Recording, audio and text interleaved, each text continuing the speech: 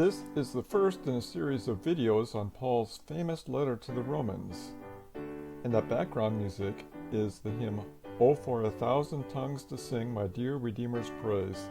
It seemed to me to be a good match for the book of Romans, and I'll try to pick hymns for each video in a series that speak to the glory of God and his work of salvation, similar to the story that Paul is trying to tell. Anyway, this letter is easily one of the most influential pieces of writing ever created, written by one of the greatest minds ever to have lived. However, the letter is also one of the most avoided books in the Bible, maybe, due to the density and complexity of it. And this may well have been the writing that Peter had in mind when in 2 Peter chapter 3 we find these words, "So also our beloved brother Paul wrote to you according to the wisdom given him, speaking of this as he does in all his letters. There are some things in them hard to understand, which the ignorant and unstable twist to their own destruction, as they do the other scriptures." Romans can indeed be hard to understand in places. My goal in these videos is to try to help me and perhaps others to understand it a little bit more clearly, and hopefully I will avoid twisting its meaning to my destruction. For the most part, the videos will start at the beginning of the book and move slowly section by section through it. I will start that process in the next video. But for today, I wanted to tell a story of the writing of the book, of the letter to the Romans, and of Paul's relationship with Rome and the Roman Church in general. I think that will give us a better perspective upon which to understand Paul's words in the letter. Now, there are a lot of scattered clues in the Bible as to the history of Paul's relationship with Rome and the Roman Church, but experts have come to a surprisingly wide variety of opinions as to what those clues mean. Therefore, I feel justified in writing my own version, which is based on those same clues, but which may or may not coincide exactly with anyone else's story, but should be close. Nothing too extreme here. Now, in terms of geography, the events of the story all take place in this part of the world, where I have labeled the countries using their modern names. However, in biblical times, the areas were often referred to using these names, and here are the locations of the three main cities mentioned in the story: Rome, Corinth, and Jerusalem. And I will show events on this timeline, which shows a 40-year time period from AD 30 until 70. Now, Jesus died and was resurrected somewhere around the year 30 AD, give or take a couple of years. And at the other end of the timeline, we estimate Paul's death somewhere around 67 AD, again, plus or minus a couple of years. Paul probably had his conversion experience on the road to Damascus within a year or two after Jesus died. Many evangelists and apostles began to spread the story of Jesus and form a series of early churches almost immediately after Jesus rose from the dead, and over the next 10 to 15 years, the church spread across most of Europe and Western Asia, including to Rome. In many cases, the churches were begun by Jews, but were formed mostly of non-Jews or Gentiles. Now, a church group of some sort did eventually form in Rome, possibly in the late 30s or early 40s, and must have been quite vibrant and successful to the point that in AD 40s, the Roman Emperor Claudius issued an order to expel from Rome Jews who were associated with that Christian church in Rome. Two of those expelled were Priscilla and Aquila.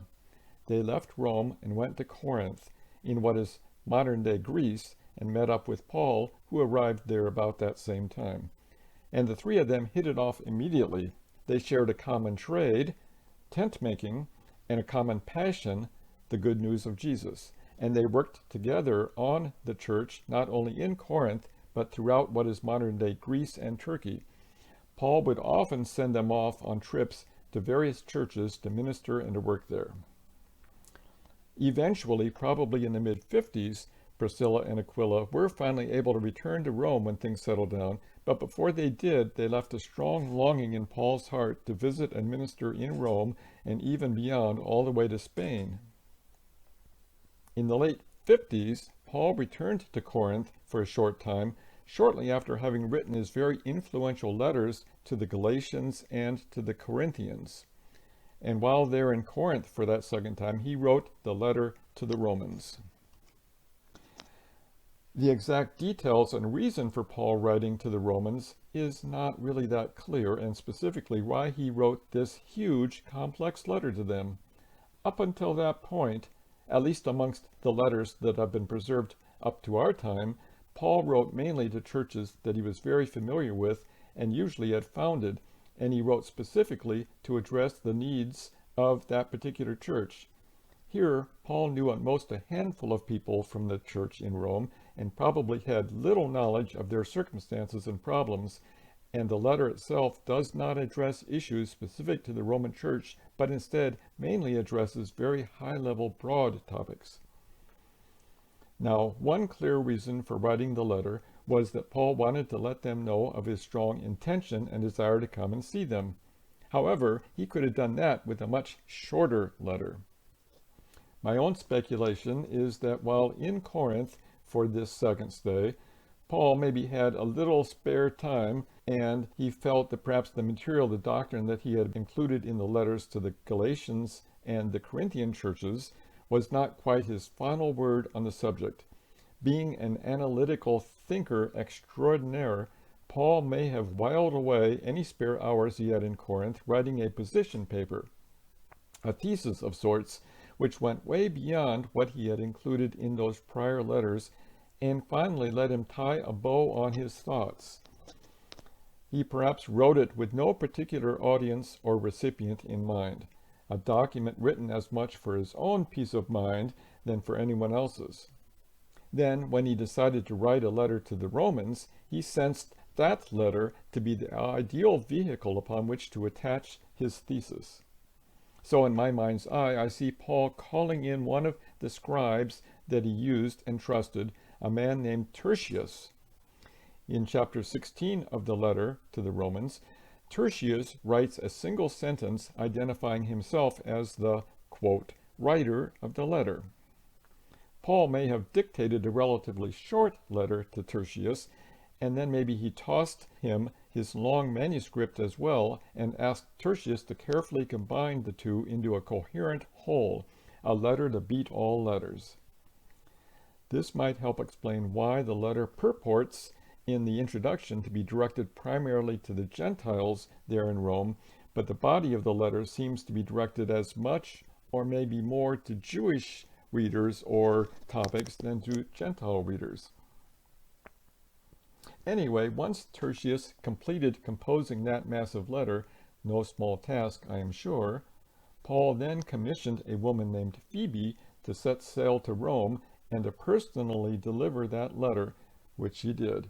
Perhaps she handed it specifically to Priscilla and Aquila to read to the church or church assemblies there.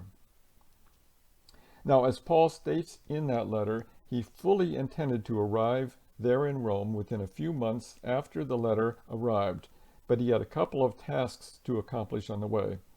First, he felt it his duty to hand-deliver a large contribution that had been collected throughout the area that he was in to help the poor in Jerusalem, so he was going to take a long, out-of-the-way detour to Jerusalem first before heading to Rome.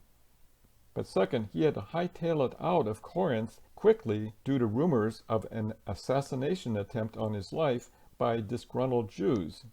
And he had to take an even more circuitous route up into northern Greece to foil that attempt before finally steering back southeast to Jerusalem. Well, that all succeeded, and he did make it to Jerusalem safely to deliver the collection for the poor there, but within days of his arrival, the Jews in Jerusalem seized him and would have killed him for sure had the Roman guards there not intervened and rescued Paul.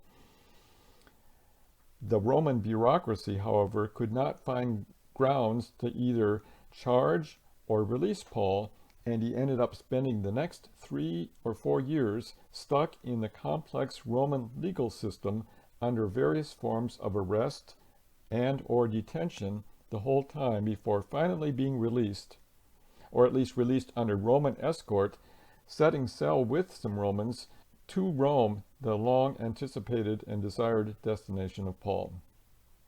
The ship, however, never made it to Rome. A violent storm destroyed their craft and stranded them on a Mediterranean island for almost a year before a ship finally passed by and rescued the castaways. So it ended up being around 6 years in total after sending the letter to the Romans that Paul did eventually make it to Rome, and even then under the escort of Roman guards. And so ends my story of Paul in Rome and the circumstances of the writing of his letter to the Romans. Next time I will begin to look at the letter itself, the first 17 verses where Paul introduces himself and his letter to the Romans. Thank you.